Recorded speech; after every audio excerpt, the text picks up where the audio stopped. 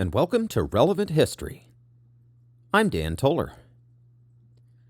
You may have noticed already that today's episode is a little bit shorter than usual.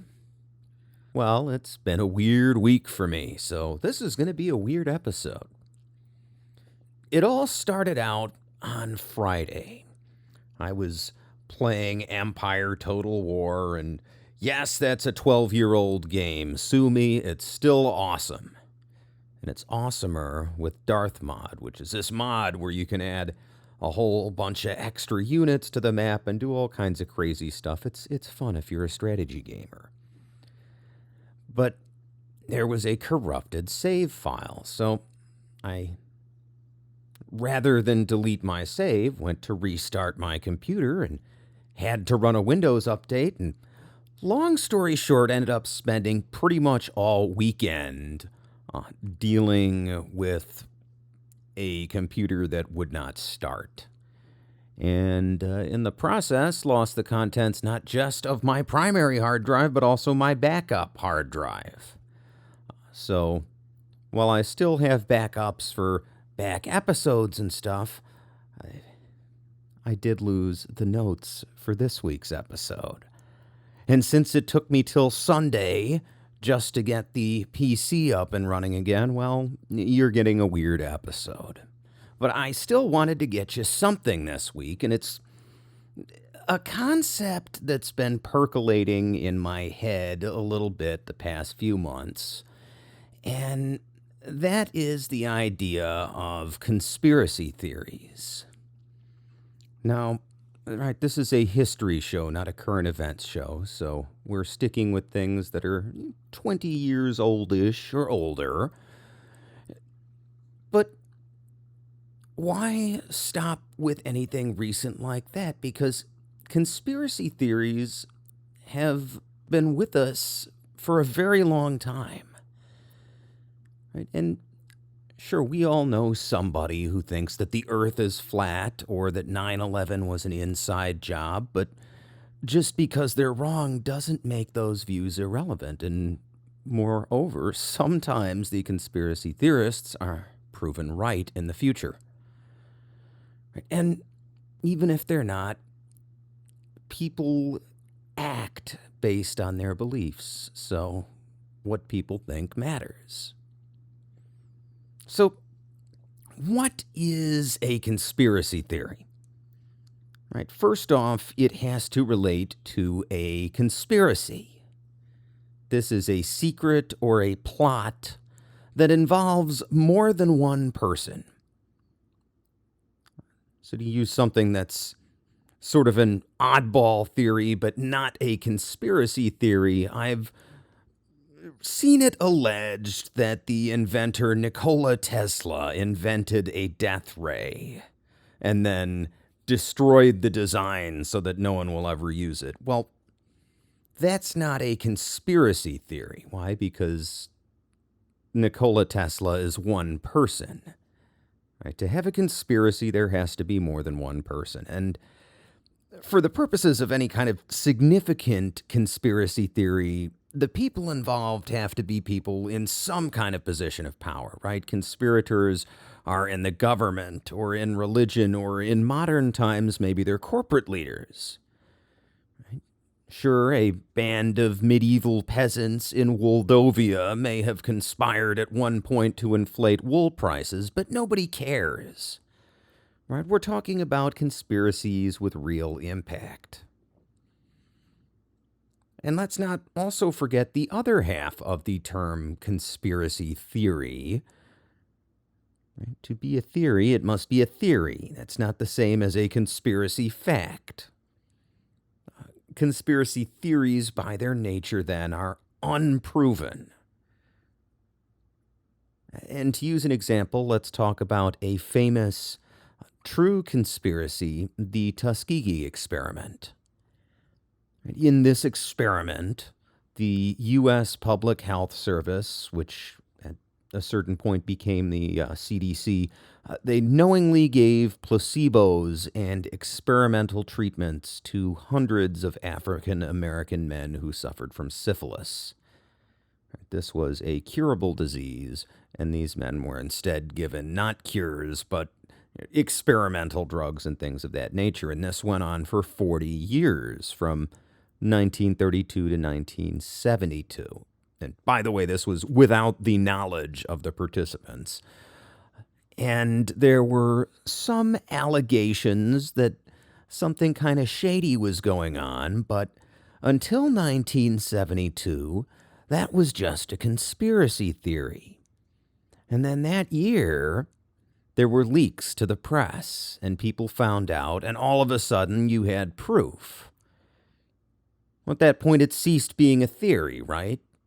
It's fact. It's a matter of history. It happened. Right? On the other hand, some conspiracy theories, I would suggest even the vast majority, are ultimately disproven. Right? There was the famous 1947 crash in Roswell, New Mexico, where people thought for decades that there were space aliens there. And now even most really hardcore conspiracy theorists accept that that was some sort of experimental military craft that crashed. It didn't have to be aliens. Well, what about historical conspiracy theories? They go way back, and the first that I'm aware of is the death of Philip of Macedon in 336 BC. Now, if someone knows an older conspiracy theory, by all means, send me an email, dantollerpodcast@gmail.com. But I'm pretty sure this is the oldest. Now, Philip of Macedon was the uniter of a small empire in what we would call today roughly northern Greece. He built a huge, well-disciplined army and united the surrounding Greek city-states and was just getting busy expanding into a war against the Persians when he died. What happens is Philip is on his way into a wedding where he is a guest, and he's relatively exposed, and as he's sort of waving to the people in this square where people have gathered for the wedding, he's stabbed by none other than one of his own bodyguards, a man named Pausanias. And Pausanias runs and tries to escape, but he ends up tripping over some shrubbery in the city, and some of the other bodyguards catch up and kill him.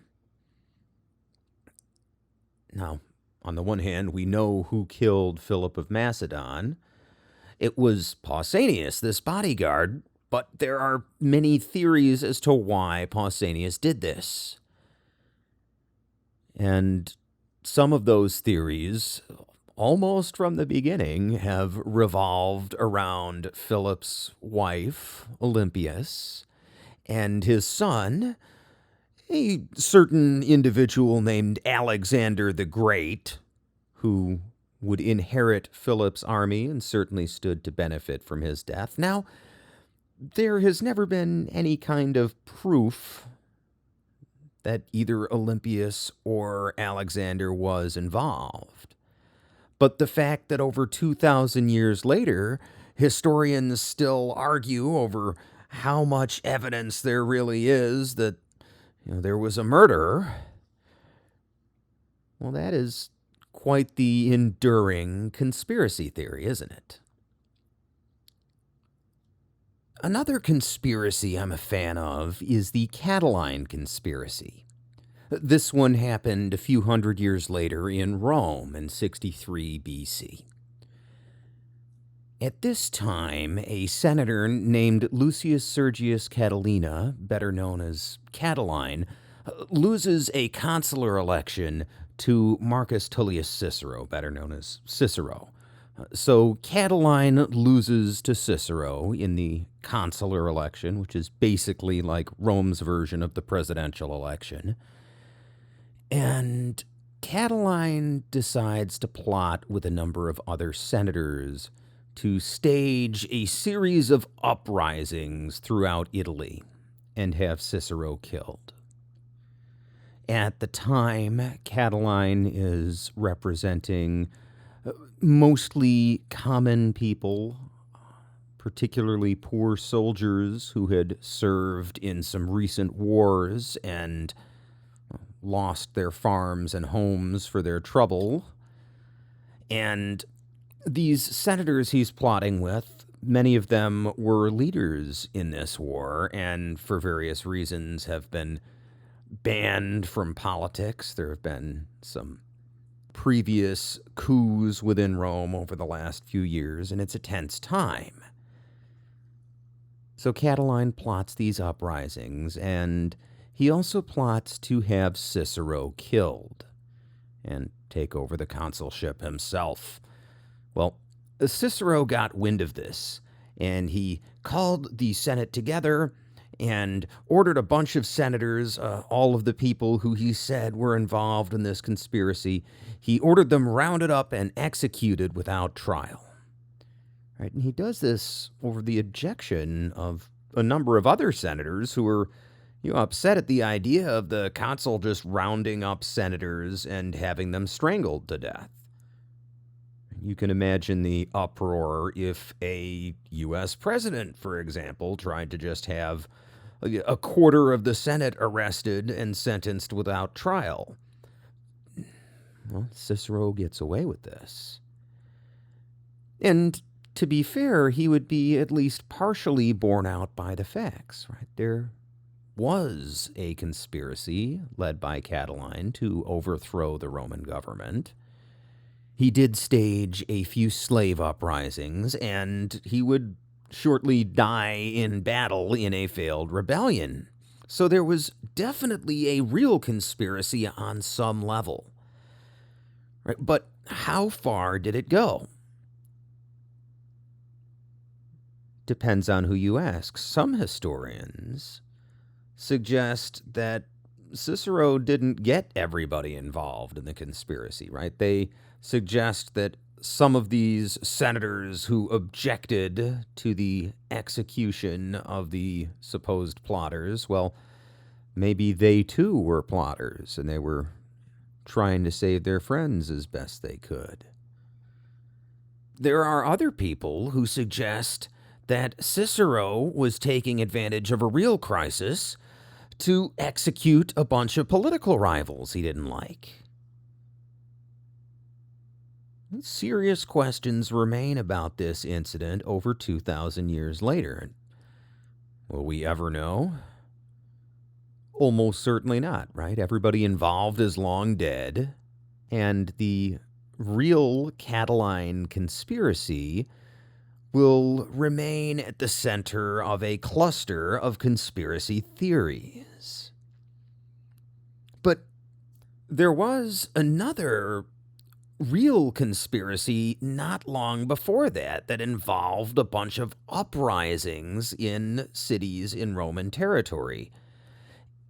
Back in 88 BC, 25 years before the Cataline Conspiracy, King Mithridates of Pontus, right, a kingdom on the Black Sea, well, he had orchestrated an anti-Roman rebellion throughout Anatolia, much like, in a sense, the one that Cataline was talking about raising. Right? It happened in a bunch of cities all at once. And on this day, there was a mass uprising across multiple cities, and over 80,000 Romans were killed. That is quite the conspiracy and quite the coordinated uprising. But imagine that you and I were fellow Romans the day before, and we're living in Anatolia, and we're neighbors, and I tell you, hey, our neighbors are all planning to kill us tomorrow. Would you have believed me? Or would you have called me a crazy conspiracy theorist? And that's just an example of the kinds of conspiracies that had happened in the Roman Empire in the very recent past. So in that climate, maybe it's a little easier to understand how Cicero was able to get away with executing a whole bunch of Roman senators without so much as a trial. Now, as you move forward through history, you encounter more and more conspiracy theories. This is only natural in a sense because you encounter more and more history.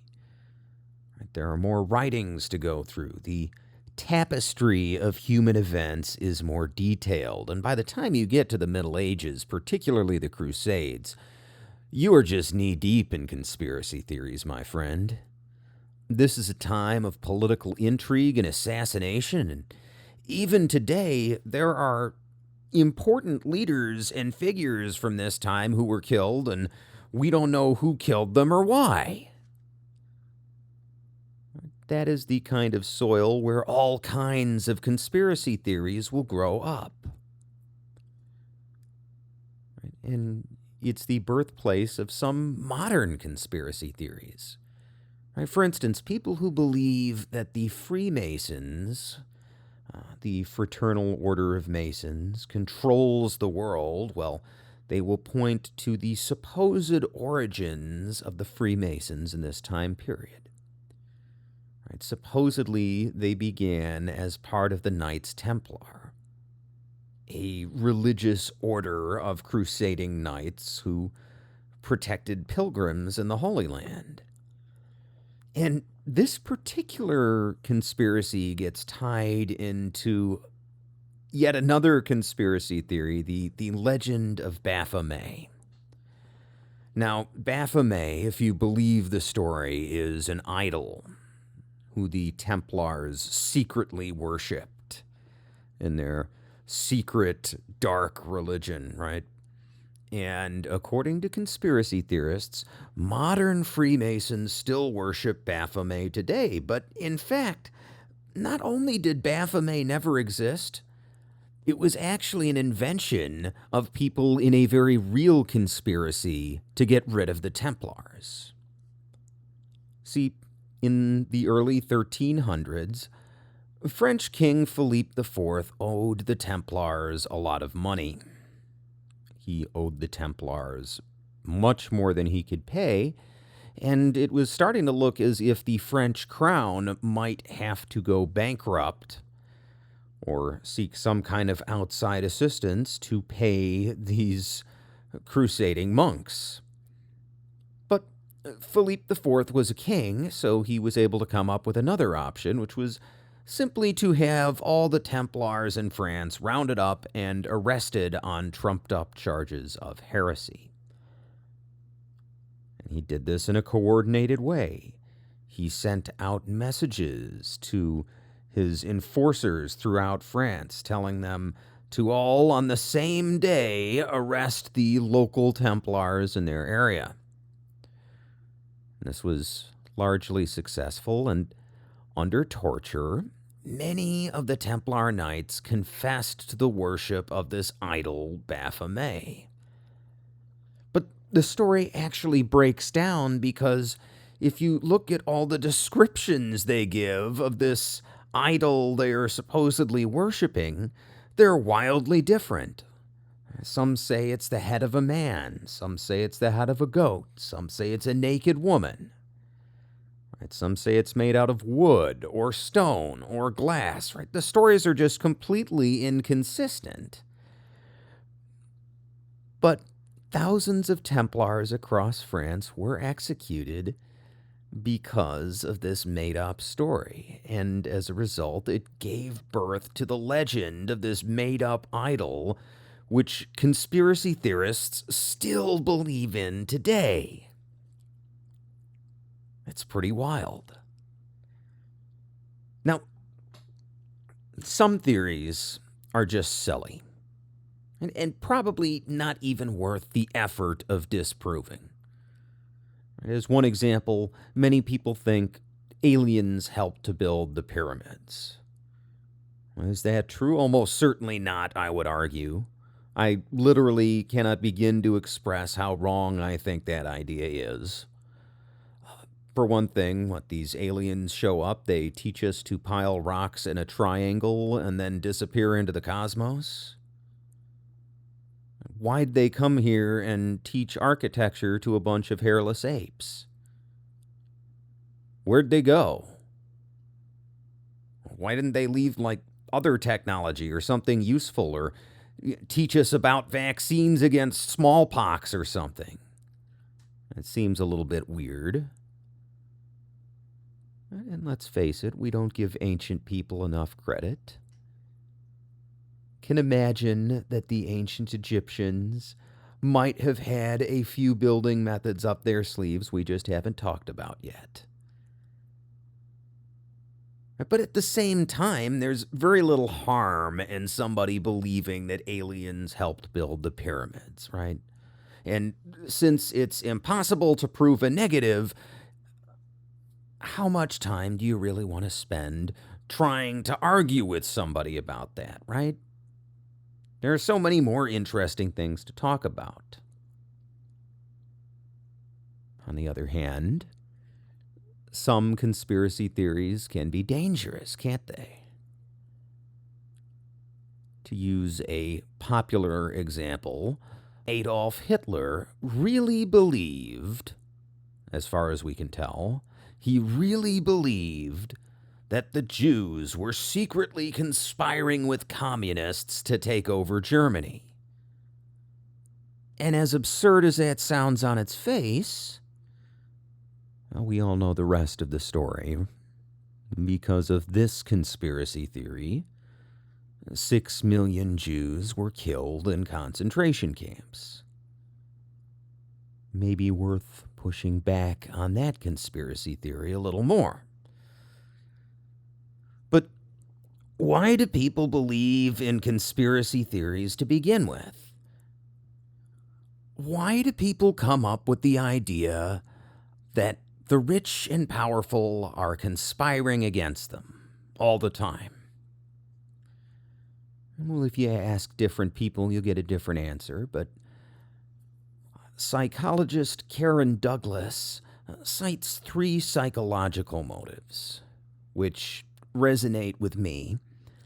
And those are the epistemic, the existential, and the social. The epistemic motive is wanting to explain things you can't understand. How did the Egyptians build the pyramids? Well, we can't quite figure it out. I know. Aliens did it. I can explain everything. The existential motive is needing to feel a sense of control.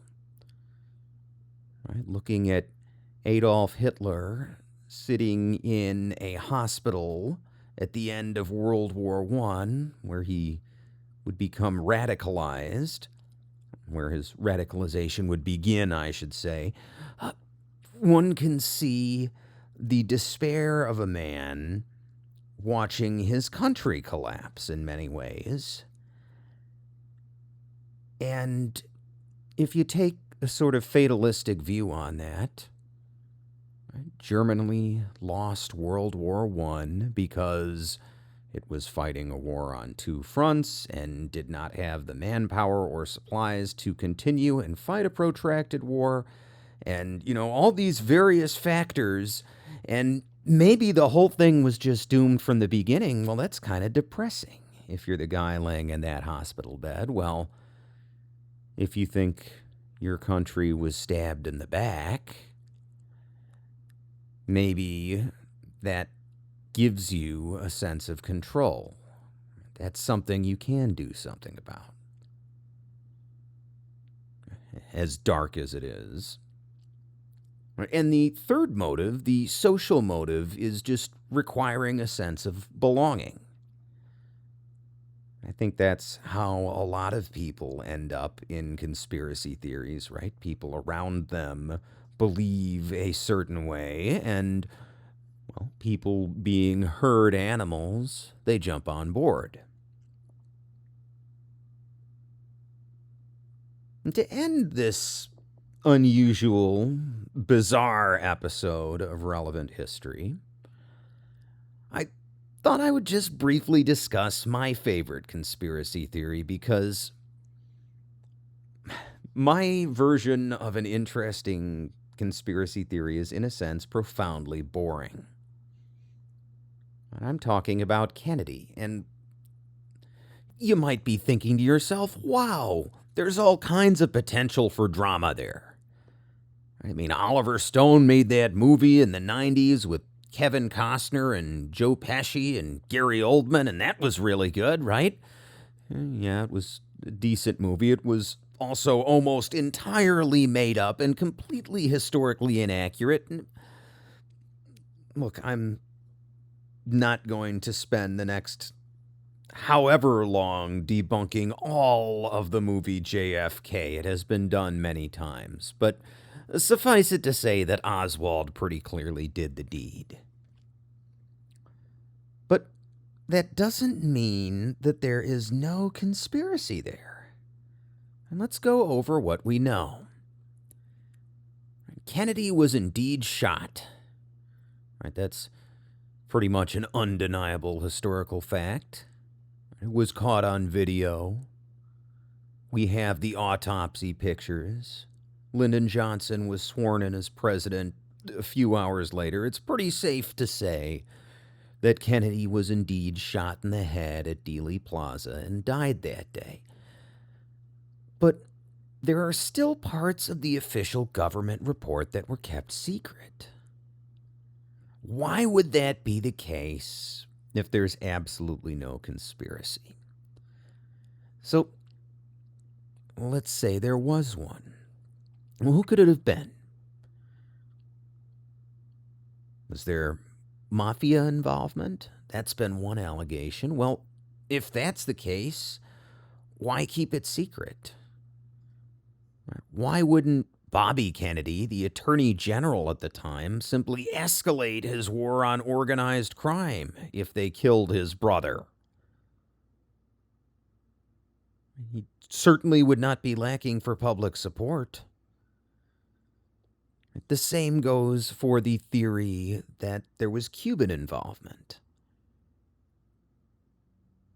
Proving that Cubans were involved would have just given the government an excuse to go after Fidel Castro again. Why cover that up?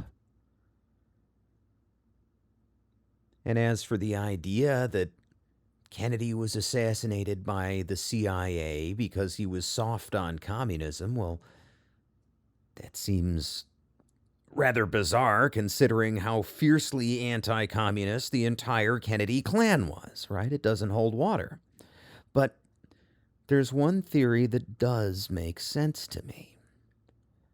What if Oswald were acting on behalf of the Soviets? For instance, what if he got some orders from the KGB to take out Kennedy?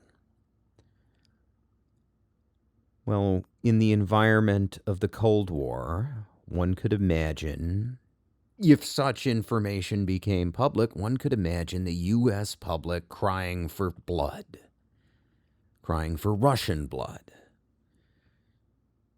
And in the nuclear age, we all know how that goes, right? Two nuclear powers go to war, everybody loses. Suppose that government report in the secret pages says something along the lines of, acting on KGB orders, Lee Harvey Oswald shot President Kennedy and reported to his KGB handler before being arrested. Just imagine that. Now,